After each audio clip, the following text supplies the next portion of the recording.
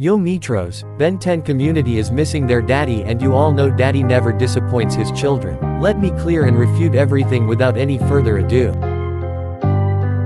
The first thing is that shockwaves are discontinuous, so the logic you guys put in that shockwaves get more and more powerful as they flow in space, therefore they were able to destroy the universe is just bullshit. And the second thing is that this kid doesn't even know about key control.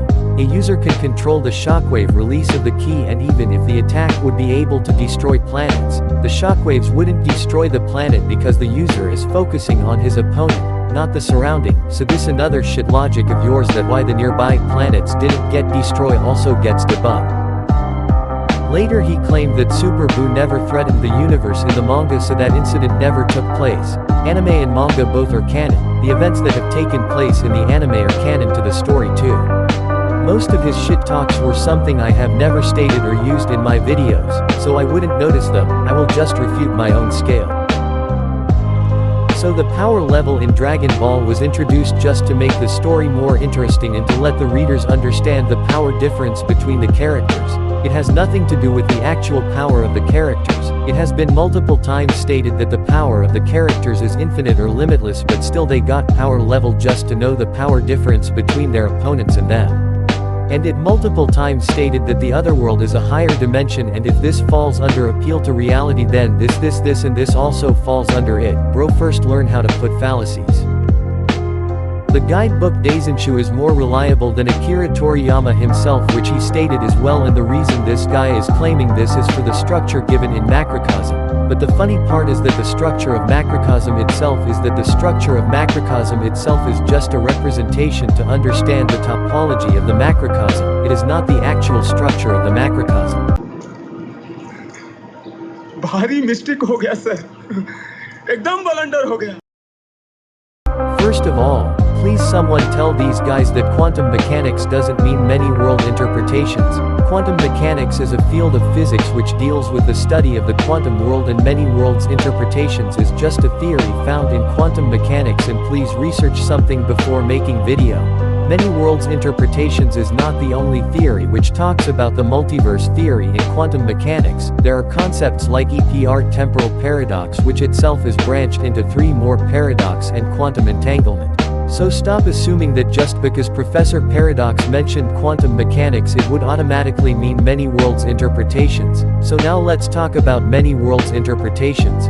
Many worlds interpretations is proved with quantum decoherence. The work of decoherence is to split the quantum multiverse, which leads to the creation of new realities, or we can say parallel worlds, and from which many worlds interpretations theory is objectively proved.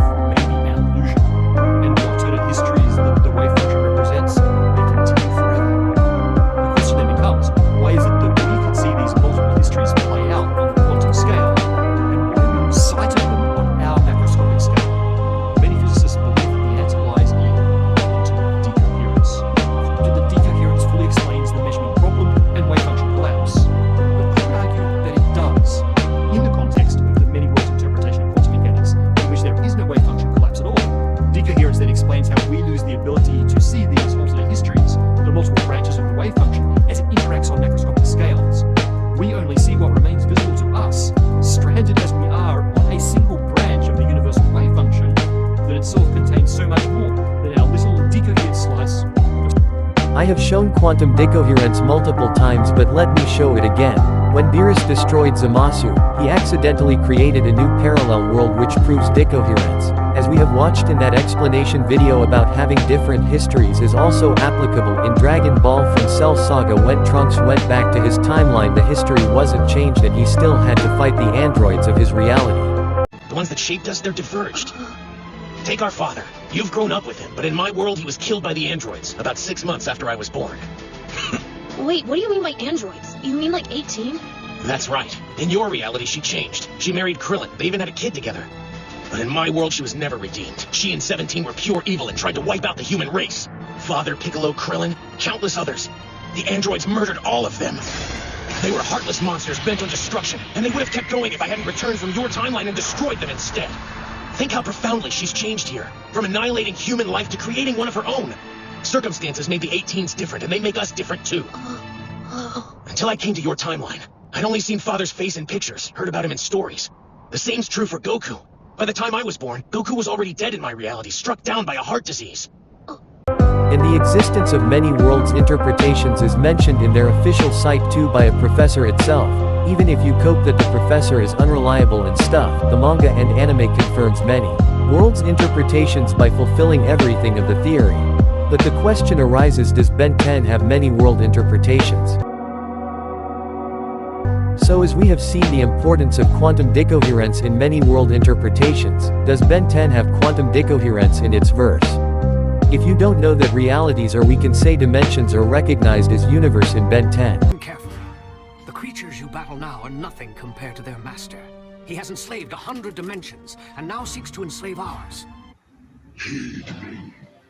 If your Vilgax acquires my heart, he will have power enough to rule your universe.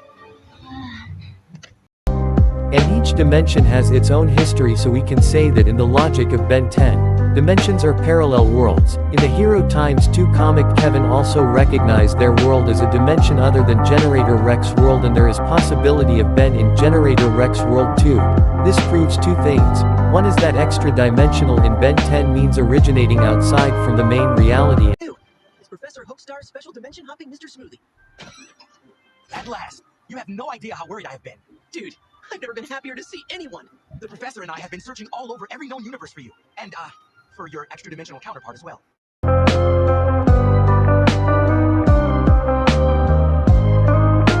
And the second thing that bends of these dimensions are from different realities, which is visible in their name too. But when the Chronosepian time bomb erased all these versions of Ben from existence, Clockwork was able to get them back. But how could he get back Bens from different histories, just as the Chronosepian time bomb was designed to wipe out timelines and realities throughout the multiverse? But we didn't see creation of new possibility or reality. Even Eon once planned to kill all the Bens with Omnitrix, which is not possible in many worlds interpretations, as his actions would automatically lead to new realities with different possibilities and histories. And the fact that Clockwork was able to get all the Bens back because Ben 10 doesn't have many world interpretations, it has quantum entanglement, in which quantum objects that allows one to instantly affect the other, which is the same case here.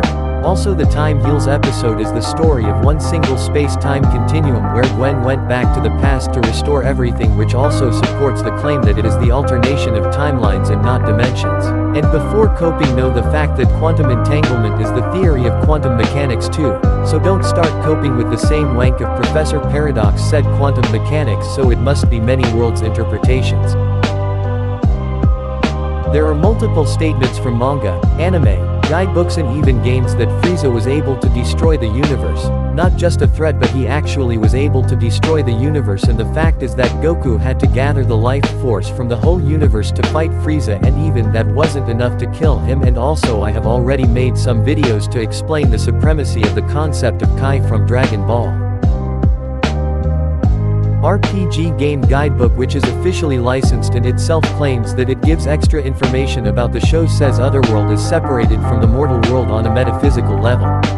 The concept of space and time are abstract concepts, and as being metaphysical, Otherworld transcends the concept of time and space, which is stated in the guidebooks too. Before coping again, let me tell you that King Kai states the mortal world is the corporeal world, which is bound by the concept of time and space, but Otherworld has its own laws and it is stated to be a higher plane of existence. Statements like this are just made up for plot, and the fact is that actual nature of abstraction is beyond our comprehension, therefore it is called abstract. If you apply real-life logic in here, then it would fall under superstitious thinking fallacy, and Dragon Ball do follow real-life physics. Okay.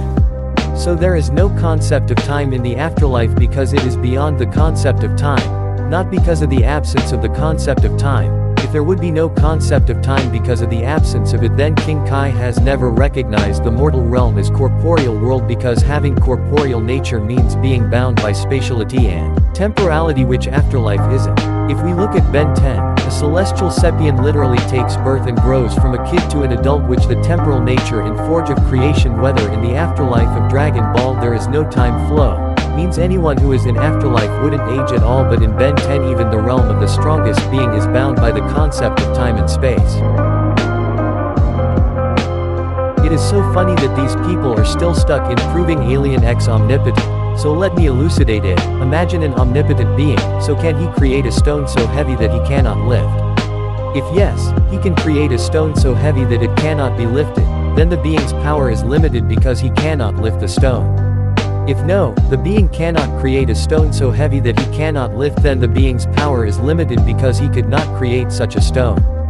This is called omnipotence paradox, which argues that omnipotence doesn't exist. Also, just because it isn't not understandable, it wouldn't be considered as an abstract because abstraction involves those aspects which are relevant for a particular purpose. So omnipotence isn't even an abstraction and just a concept with flaws, and the statement by Azimuth that he can do anything is just metaphorical praising statement which you can find in almost every verse. And even if we consider that Alien X can do anything, why he didn't nullify or reverse the effect of Annihilation? And still, if we assume a possibility that he was in the mood of creating the universe that day, why he wasn't able to create the universe perfectly when he is able to do anything according to Azimuth? Therefore, stop walking your dear Alien X and actually make some good stuff. A Type 4 multiverse states that there should be different laws of physics and it should be a mathematical universe, but Type 3 multiverse itself fulfills this requirement and different laws of physics are common even in a normal space, so Type 4 multiverse isn't something superior to Type 3 multiverse. And the thing that this being stated that he is from an incalculable dimension is in the context of knowledge, because humans are a lower life form to them, and a lower life form means a low-level life form, and therefore also that being said Ben's mind is primitive to understand their universe, or we can say reality. Those who know about Kardashev's scale might understand it better. So this was all, and the fact is that anyone can understand your POV by seeing your mind-boggling stances. Anyways, peace out.